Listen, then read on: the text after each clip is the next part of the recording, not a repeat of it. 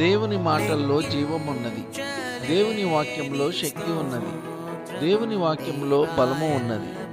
దేవుని వాక్యములో జీవం ఉన్నది, జీవింపజేసేది.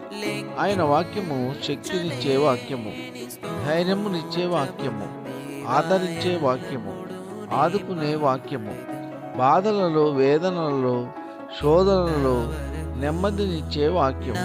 ప్రియ సహోదర సహోదరి, మనము దేవుని వాక్యమును అనుసరించి ఆయన వాక్యము చొప్పున జీవించినప్పుడు ఆ దేవాది దేవుని యొక్క కృప మనకు తోడుగా ఉంటుంది.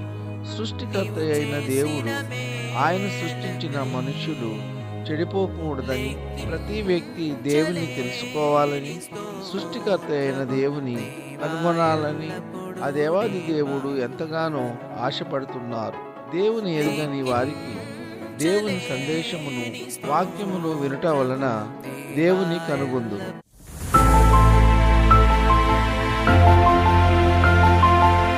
ప్రైజ్ ద లార్డ్, హల్లెలూయా. అనుదిన నిబంధన అనే కార్యక్రమంను వీక్షిస్తున్న మీ అందరికీ నా హృదయపూర్వక వందనములు తెలియజేస్తున్నాను. కీర్తన గ్రంథము 119వ అధ్యాయము 50వ వచనం.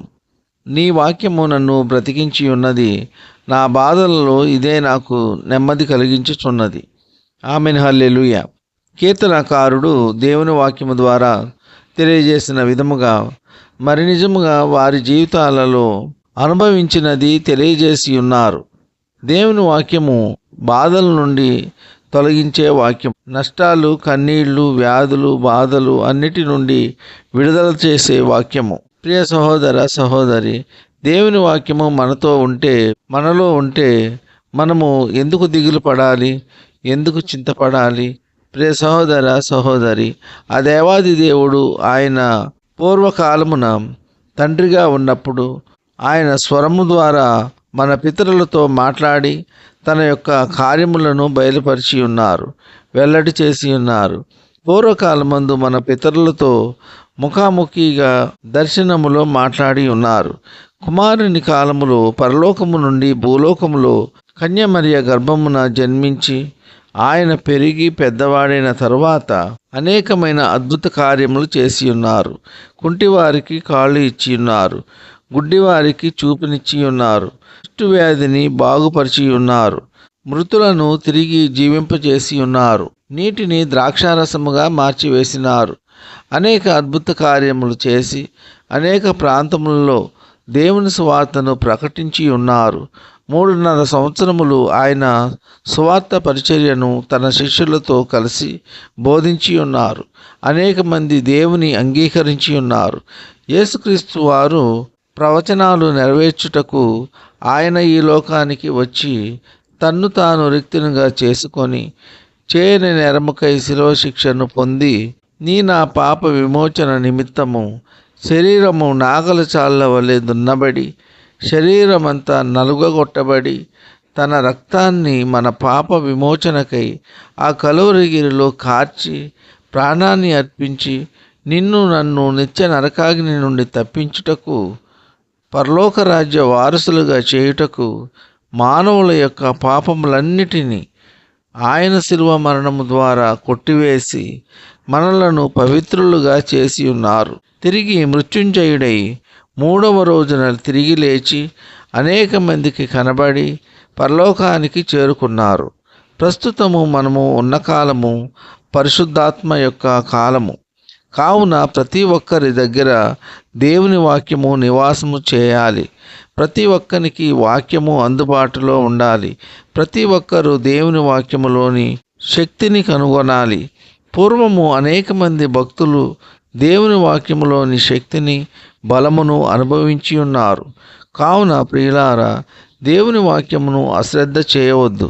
దేవుని వాక్యమును అనుదినము సేవించాలి. దేవుని వాక్యములోని మాధుర్యమును ప్రతి విశ్వాసి అనుభవించాలి. దేవుని వాక్యము 2 అంచులు గల ఖడ్గము గనుక దేవుని వాక్యమును మన హృదయాల్లో భద్రపరుచుకుందాం.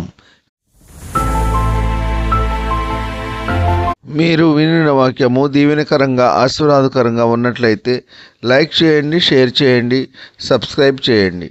విన్న వాక్యంపై మీ యొక్క అభిప్రాయాలను కామెంట్ ద్వారా తెలియజేయండి. మీ ప్రార్థన అవసరాల కొరకు మా ఫోన్ నెంబర్ 9676389821. ప్రార్థన. కృపా సత్య సంపూర్ణుడా, మీ ఘనమైన ఉన్నతమైన నామమునకు వేలాది వందనాలు స్తుతులు చెల్లించున్నాం తండ్రి. మీరు గొప్ప దేవుడవు, శక్తివంతుడవు, సర్వాధికారివి. మీకు స్తోత్రములు. ఈ వేకువన లేచి ఎందరైతే మీ యొక్క వాక్యమును విని అంగీకరించి ఉన్నారో ప్రతి ఒక్కరిని దీవించండి, ఆశీర్వదించండి. వాక్యం ద్వారా తెలియజేసిన విధముగా బాధల్లో, శ్రమల్లో, ఇరుకుల్లో, ఇబ్బందులలో నెమ్మదినిచ్చే వాక్యము ద్వారా తెలియజేసి ఉన్నందుకు మీకు స్తోత్రములు. జీవమునిచ్చే వాక్యమని, జీవింపచేసే వాక్యమని తెలియజేసి ఉన్నందుకు మీకు స్తోత్రములు. విస్తారమైన ఎండలు కాస్తున్నాయి తండ్రి. ప్రకృతి యొక్క విపరీతమైన వేడిమితో మానవ జీవనోపాధికి చాలా ఇబ్బందికరంగా ఉన్నది తండ్రి. సరి అయిన వర్షము లేక ఎన్నో ఇబ్బందులకు గురి అవుతున్నాము తండ్రి. మీ చిత్తమైతే వాతావరణాన్ని మీ స్వాధీనంలోనికి తీసుకోండి. వాతావరణం చల్లబరచండి. సమృద్ధి అయిన వర్షమును అనుగ్రహించి మీ నామమునకు మహిమ తెచ్చుకోండి. మీ యొక్క అద్భుత కార్యమును జరిగించండి. ఈ కొద్ది మనవులు ప్రభువైన యేసుక్రీస్తు పేరు వేడుకొంచున్నాము తండ్రి. ఆమెన్. దేవుని వాక్యము వినుట వలన మనసుకు నెమ్మది మరియు ఆ దేవాది దేవుని కృపా కాపుదల మనకు తోడుగా ఉంటాయి. మనము దేవునితో సంబంధము కలిగి ఉంటాము. ఎటువంటి భరించలేని శ్రమలు ఎదురైనా ఆ దేవాది దేవుడు వాటన్నిటి నుండి విడిపించి ఆదుకుంటారు. దేవుని వాక్యము వినండి. ఆ దేవాది దేవుని దీవెనలు, ఆశీర్వాదములు పొందుకోండి. God bless you.